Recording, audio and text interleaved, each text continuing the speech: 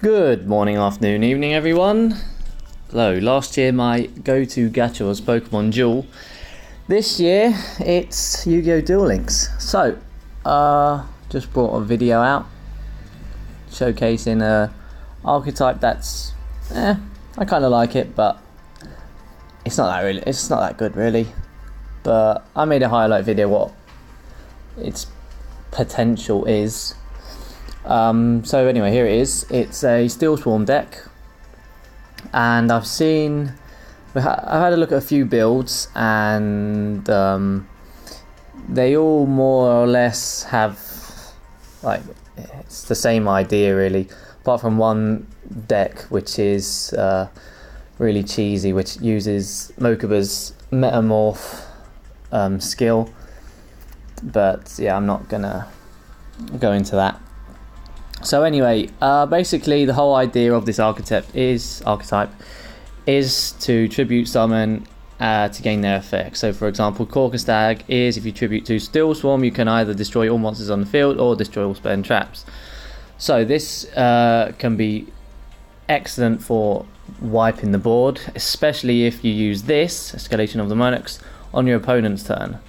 So a lot of people run Arrival Rivals instead of Escalation of the Monarchs because they say it's faster. It all depends really, depends on the situation, because if you're playing against Sylvans and they bring out a Guardioc or whatever, you want to bring this guy out before he can start getting off their effects, because by the time the Sylvans have got all their monsters into the graveyard, they've probably wiped your board. So I for one like using this card. So yeah, I've got the tricky in here just for a discard and a nice summon which I can use to tribute summon, but I'm actually considering getting rid of that. I was going to put in something else which I can't remember what now. What was I going to put in instead of that? Huh, I forget. But anyway, so yeah, I've got still recurring nightmare, just so, well, if anything goes wrong, I can add this back into my hand and this, or whatever. Powerful Rebirth, obvious special summon this guy, use its effect. Infestation Ripples, which is pretty much the same as Powerful Rebirth, except it's only for Steelswarm monsters. So if I had another one, I'd probably just run 2 Powerful Rebirths, because I've had a few duels where having to pay 500 life points is pretty shit. So, and it's backfired on me. Yeah, that's pretty much it really. I'm not really sure what I can change in this, like the balance. I could get rid of card advance for an Arrival Rivals, because Arrival Rivals is pretty decent if your opponent has no back row, because you can just summon a Steelswarm Caller, attack, destroy his monster or whatever, use Arrival Rivals, bring out this boy, pay 1,000 to bring him back, but then you can also use his effect to summon another Steelswarm Caller. So that means you have 2 1700s and a 2200 on the field, attack for game. So it can be useful. The only downside with this deck really is the lack of comebacks. Like if someone interrupts your plays or disrupts your plays, then it pretty much bricks most of the time. So yeah, that's the one downside. It's slow and it can be bricky. Now this is really bugging me because I don't know what I was going to swap this out for. Probably some other fiend card. So anyway, let's have a look at some of the highlights I have. Got a few duels. Some of them are very quick because yeah, a lot of people rage quit. Where are they? So here, let's start off with this one. This one didn't last long at all. So Mako, he's running a Sea Stealth attack deck. And yeah, let's get it on. So a lot of the time what I look for is to have at least one Genome and one Corkstag in hand, and then hope to have like Infestation Ripples to bring it back, or card advance or whatever. So yeah, this was great because I got to destroy his back row second turn, and yeah, a pretty decent first turn there, and he rage quit. So that's just one example. You can destroy opponent's back row, really screw them over. Another one that I had was, this was in casual duels against a guy using a Horus deck. So I mean, all of these duels were in plat, or except for this one, which was in casuals. So yeah, it's not exactly the high echelons, but some of them are meta decks. So yeah. Right then, let's see what we have. So yeah, I restarted this hand because it was pretty shit. I was running an Infestation tool there just to get a monster in the graveyard, which I could potentially bring back with, for example, Infestation Ripples here. So anyway, he ruins that plan because he got the Cyclone off on it. So now I was pretty much on the back foot. It's like I was saying, if someone disrupts your plays, Jesus, then it's really hard to come back. But I was lucky and I top decked a Genome again, so that allowed me to blow up his field. And yeah, attack. Oh, I got this wrong. This is another one I had then, obviously. So anyway, I saw him go for the, let me pause that there. I saw him use the Econ take, so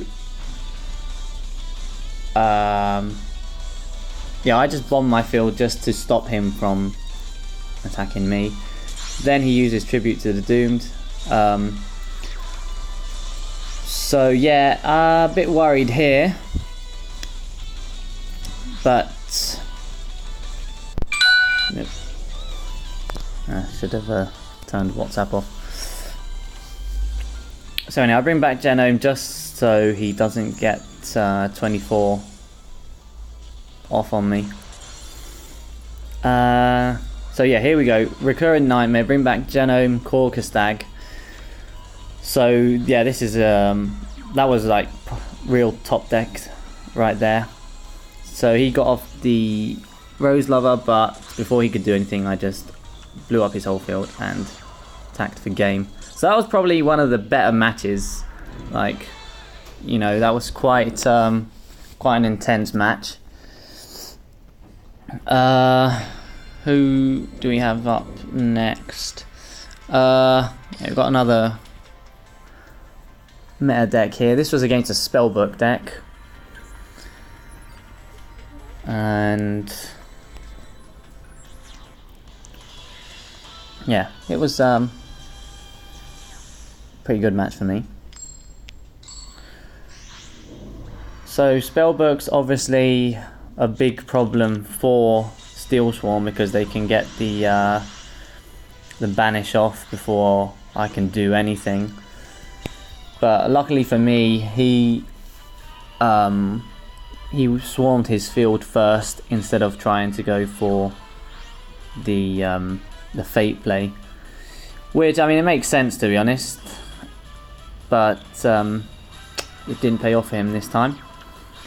So yeah, he's filled up his whole field, but I used Genome, Corkstag and Escalation, and he rage quit. So that's another highlight. Then we have I wouldn't say it's a meta deck, but it's seeing some more use now, and it'll probably definitely see some more use after the new ban list has been implemented, and that's Bujin's.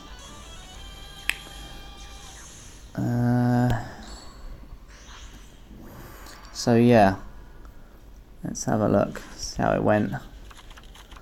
So yeah, I didn't restart that hand because that's a pretty decent hand. I had the recurring nightmare, so I could just bring back both of them. So I was hoping to pull a card advance or escalation off. Yeah, card advance. So there you go, Geno and Mantis. So activate card advanced. Bring out steelswarm. But he had an offerings. So yeah, that didn't exactly pay off.